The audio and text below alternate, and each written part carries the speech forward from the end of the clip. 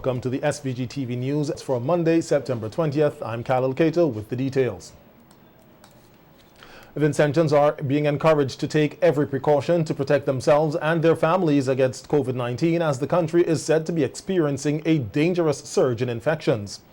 The encouragement comes from Chief Medical Officer Dr. Simone Kieser-Beach, who in an interview on NBC Radio this morning said the Ministry of Health is continuing to see an increase in the number of confirmed cases of the virus, and they are concerned about the new variants which have been recorded here.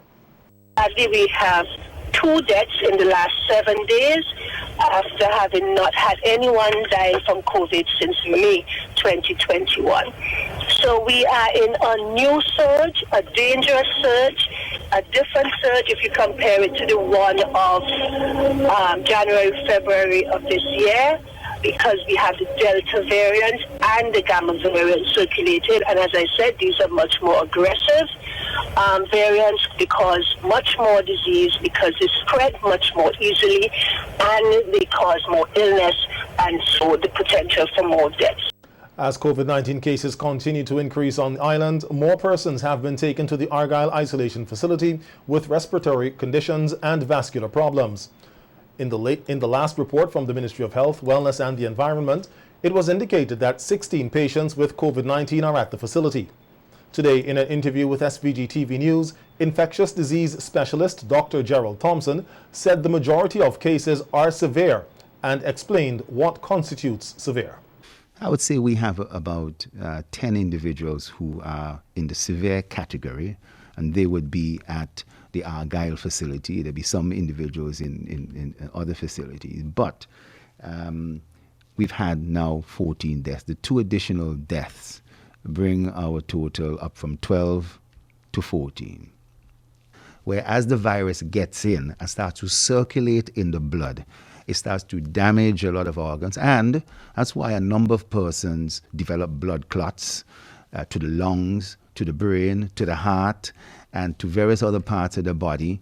And there's also organ damage in addition to respiratory illness that can affect the lungs and cause pneumonia, respiratory distress, and the need for ventilation on some sort of mechanical device.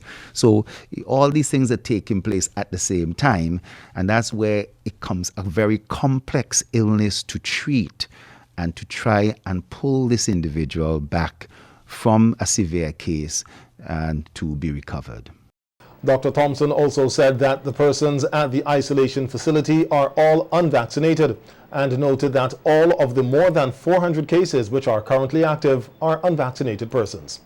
The infectious disease specialist said that it is likely that more unvaccinated persons will contract the virus, which could overwhelm the health system. Who wants to give you the impression that half of them are vaccinated or all of them are vaccinated or whatever?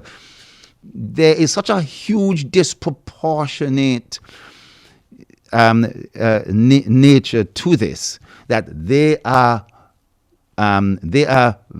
unvaccinated, and St. Vincent hasn't had a very high rate of vaccination, so we're open to infection, and the person who is going to get it first are those persons who are not protected or not partially protected in any way.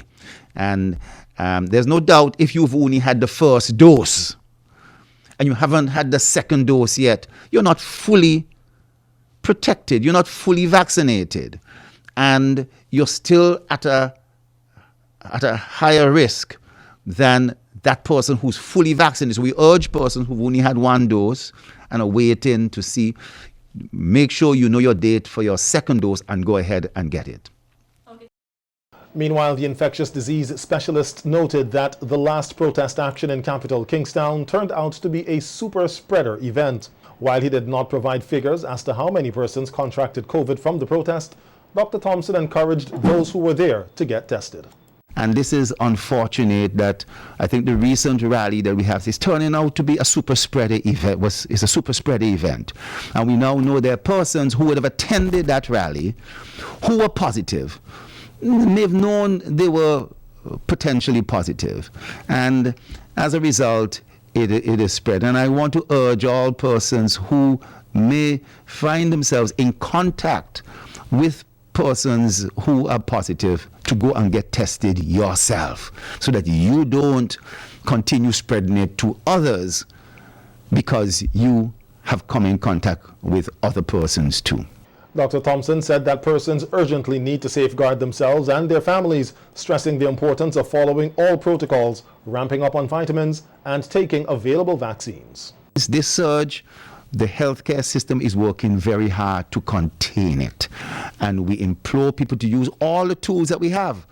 Hand sanitizer, hand washing, physical distancing. There's no need for mass crowds and gatherings and so forth of the sort that will help to spread.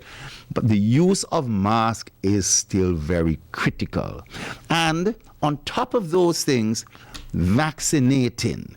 No doubt eating properly, taking your vitamins, especially vitamin D. I recommend all these things, you know. But on a scale of 10, taking the vaccine is the ultimate protection because my mask is not 100% proof. The way I wear it, if I have it under my chin, or things that get around the side, or it's something you cannot avoid a crowd, at church, at a funeral, and so forth, or at some meeting or rally. The St. Vincent and the Grenadines Hotel and Tourism Association is continuing with its program aimed at increasing awareness, acceptance, and actual vaccination among tourism and hospitality workers. This through a series of seminars, the latest held last Thursday at the Paradise Beach Hotel and Hotel Alexandrina. The association said the participants were involved in 2 highly interactive sessions, which were conducted by Community College Tourism and Hospitality lecturer and member of the SVG-HTA, Sharon Francis, and Chief Laboratory Technician at the Milton Cato Memorial Hospital, Elliot Samuel. The participants were employees from the Paradise Beach Hotel, Hotel Alexandrina, Adams Apartments, Rosewood Apartments, Young Island Resort, Sky Blue Apartments, Beachcombers Hotel, the Cobblestone Inn, Spring Gardens Resort, and the Sunset Shores Hotel. Similar seminars conducted at Frangipani in Beckway along with those on St. Vincent bring to 94 the number of accommodation employees who have been engaged in the seminars. The association said it will continue its awareness and education program once there is a demand from members.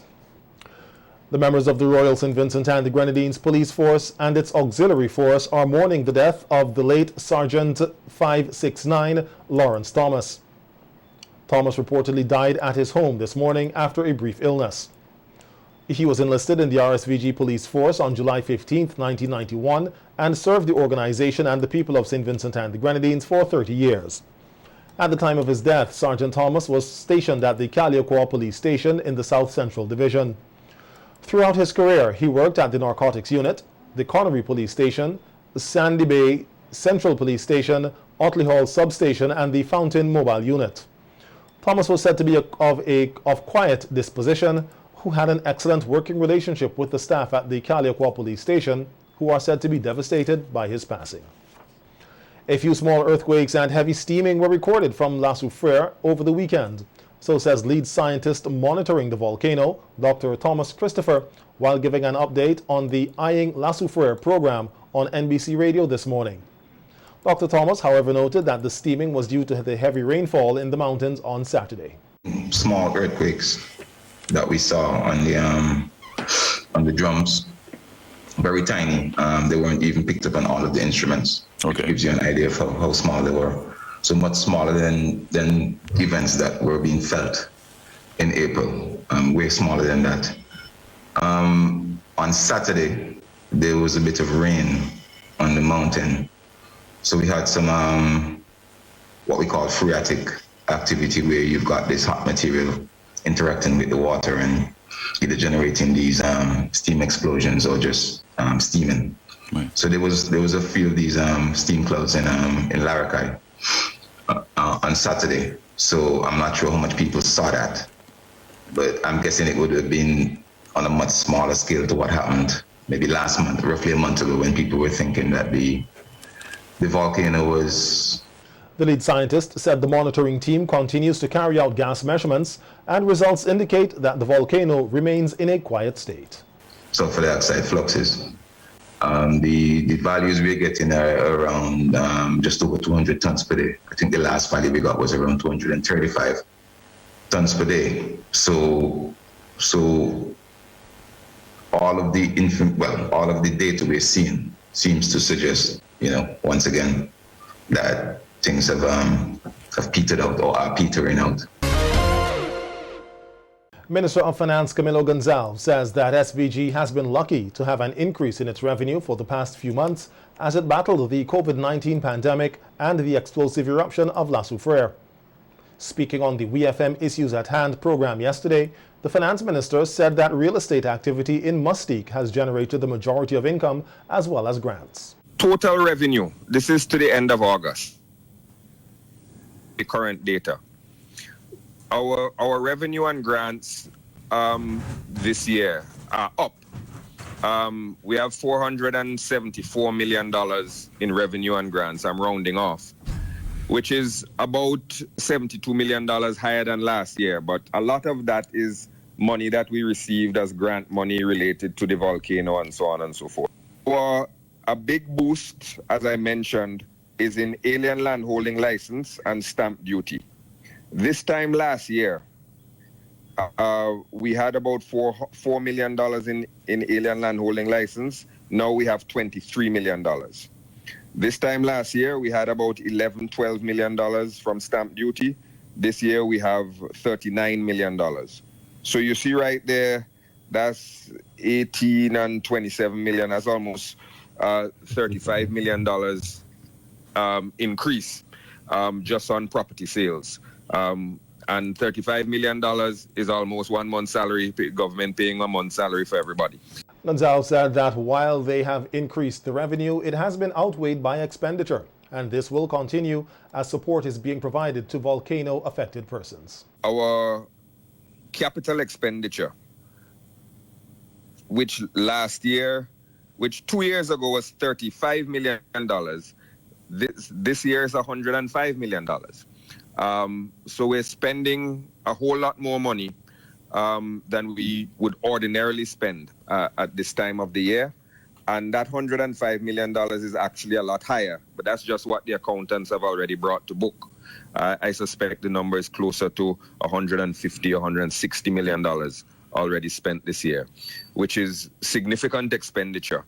So while our revenue has gone up slightly, a lot of it due to, again, I said aid and grants that we've received from the volcano and the